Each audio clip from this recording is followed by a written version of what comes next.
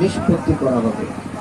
সুপ্রদর্শক বাড়িয়েছে একেবারে ওই প্রান্ত থেকে সরাসরি মুহূর্তের দেখার মধ্যে সেটাকে সিদ্ধান্ত নিতে হবে, মেনে নিতে হবে।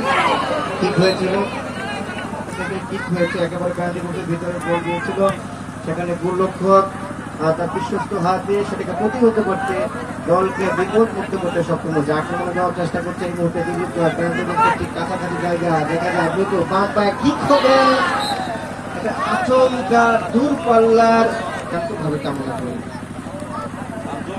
দর্শক মহলে দ্বিতীয়ার্ধেরও বেশ খানিকটা সময়